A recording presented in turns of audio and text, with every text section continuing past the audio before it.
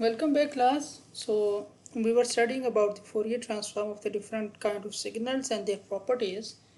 Last time we learned about the Fourier transform of the rectangular signal and the triangular signal. Okay. So now we are moving forward on that, and we learned about the time shifting property, the duality property, convolution property last time. So we are going to learn the next properties in this chapter.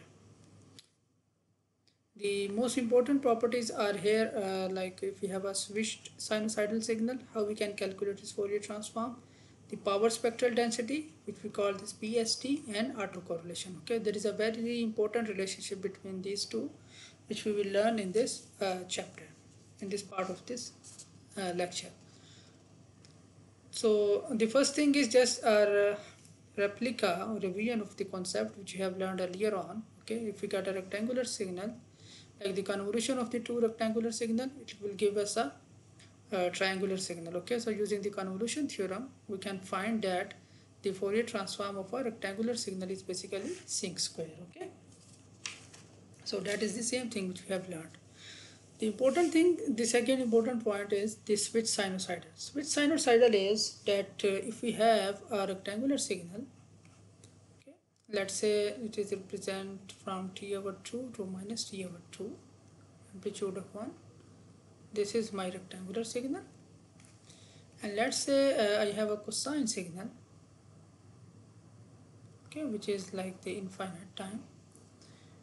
And now if I multiply them in time domain, okay, so what will basically happen? Okay, this is 1, this will be multiplied with this cosine signal, okay, for this time period. For the rest of the time period, this is 0, this is 0. So it means for this time period I will get this cosine signal, okay, only for this time period, and for the rest I will get 0. Okay, so this is the multiplication of this rectangular and cosine signal. Okay, or sine or cosine, whatever you say. So a rectangular signal multiply with the cosine signal. So basically we get a switched sinusoidal. Switched means this signal is only existing for the pulse width of this rectangular signal. Okay, so this is called switched sinusoidal signal.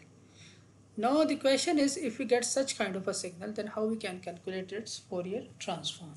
Okay, so basically here we are going to use the frequency shift property.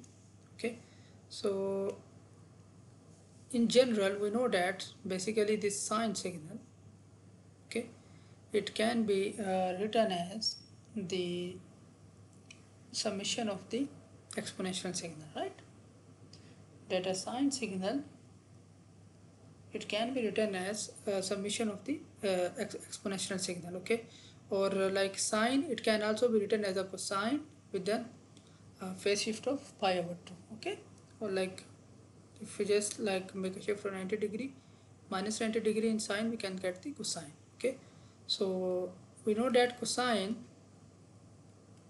of theta, it can be written as e to the power j theta plus e to the power minus j theta over 2, right? So basically what will be happening, this my signal, rectangular signal, it will be multiplied with the two exponential signal e to the power j theta plus e to the power minus j theta divided by 2, where theta is this one. Okay, this complete is theta. Okay, theta is this one here. Okay, now basically I can rewrite this signal as that I have a rectangular signal which is multiplied with e to the power j theta, plus I have a rectangular signal which is multiplied e to the power minus j theta, and a over 2 is a constant. Okay, so the frequency shifting property is that if we have a signal and its Fourier transform is omega f, and if that signal is multiplied with e to the power j omega t, okay, e to the power j or fct, okay, in time domain, then in frequency domain what you have to do, you have to just make a shift in the original Fourier transform by that multiplication. Okay, so this is reverse of the time properties. Okay, like if we get a time shift in time domain, so we'll multiply with that factor minus j omega that factor in frequency domain. So but if we are getting this multiplier in time domain, so we'll have the shift in frequency domain. So basically what is happening, we know that the Fourier transform of the triangular signal is sinc. Okay, sinc by ft, right? And now this will be shifted by this factor. Okay, so here we will have f minus of that shift. For this case we will get the same that shift. Okay.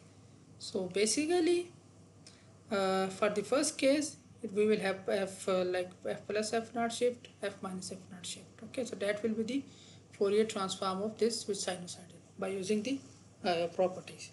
Okay, so if you want to draw this mathematically, look here what is actually happening.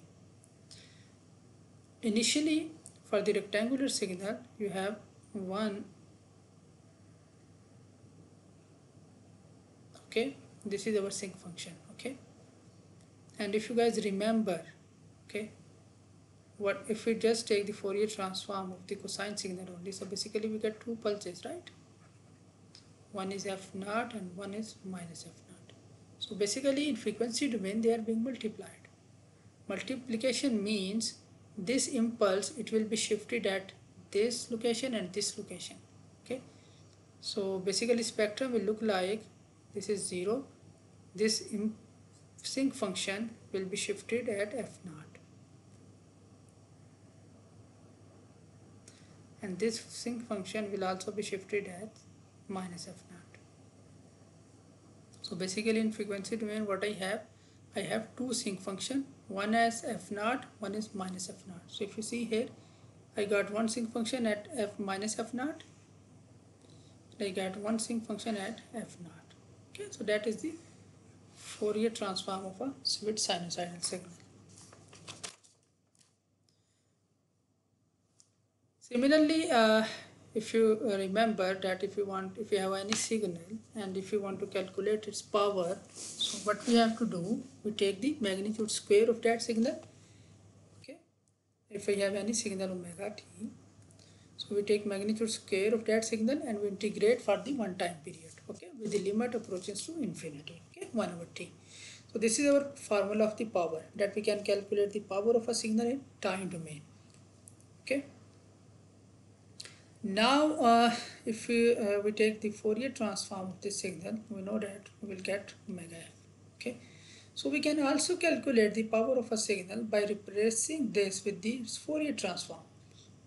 Okay, so basically this signal, it can be replaced with this Fourier transform and same magnitude square of that. Okay, now here we are integrating with respect to time, so here in frequency domain we will be integrating with respect to frequency. Okay, that's it. So this is actually called Parseval's theorem. Okay, that the power conserves, okay, in time and frequency domain. That you can calculate the same power using the time domain signal, and you can also calculate the same power using the frequency domain signal. Okay, so this is called Parseval's theorem. Now here 1 over t we have a constant, so we can take this inside. Okay, so this is the my magnitude square of the Fourier transform divided by t, right? So this thing, okay, this complete thing basically is referred as power spectral density. Okay, power spectral density. So this is basically watt per hertz. Okay, power square watt divided by, okay, 1 over t is basically watt, basically watt multiply hertz. Okay, watt divided by second, it's coming like the frequency. Okay, so this is called power spectral density. Okay, so if you want write the power spectral density frequency domain, so it will be limit t approaches to infinity magnitude of Fourier transform square divided by t. So that is power spectral density. And if you want to calculate total power, so we can calculate the total power by integrating the power spectral density with respect to f. Okay, simple. Okay, so that will give me the total power of my signal. Okay, so what are the two ways by which we can calculate the power? The first way is that in frequency domain we take the magnitude square of that and we take the time average, okay, of that. So we can also write like this one. Okay, this is the same thing, this formula, time domain formula. And also we can calculate the power, okay, from the by the integration of the power spectral density. Okay, this formula. These are the two ways: time domain and frequency domain using the power spectral density. Okay, so there is another way to calculate the power spectral density, the power, okay, that is basically using the autocorrelation. So let's see how we can do that. So basically autocorrelation function, okay, is a very common phenomenon that tells us what is the relation between within two same signals. Auto means same signals. That if I have omega t and if I take a shifted version, what is the relationship? So I take the time average of this. So basically multiply them and then take the 1 hour like the integration for the one time period and divided by 1 hour t. So this is called autocorrelation. The very important property is that if for a signal, if you have omega t, okay, and if you take its autocorrelation, okay, r of omega t, okay, so we'll get the autocorrelation. And now if you take the Fourier transform of this autocorrelation, so basically you will get the power spectral density. So power spectral density is basically the Fourier transform of the autocorrelation of the signal. Lastly, we have just learned that we can also calculate the power spectral density using this formula, right? That if we have a signal, we take its Fourier transform, magnitude square divided by t, and take limit t approaches to infinity. So that will give us power spectral density, one way. Other way is what? You have one signal, you take its calculate the autocorrelation of that signal. Once you know the autocorrelation, take its Fourier transform, that will also give you the power spectral density. Okay, so there are two ways to calculate the power spectral density, because power spectral density is the Fourier transform of the autocorrelation of a function. So if you know the power spectral density, you can calculate the power, okay, by integrating that. So this is the third way, okay, of calculating the power. So the power which you calculate by using either way, by using either method, the power will be same. Always the power will be same. Okay, so by using time average operator, using RMS values, okay, number two method, okay, we learned this thing earlier on, using direct power spectral density, or by using the autocorrelation. Okay, that if you take the Fourier transform of the autocorrelation and you evaluate at 0, so that will be gives you the power spectral density, and if you evaluate at 0, that will be give you the power of that signal. Okay, so we will solve one example in the live session, and that will help you to understand this concept. This concept is very important. Okay, that's it from this point. We will solve the relevant example in the live session. Thank you very much for your time.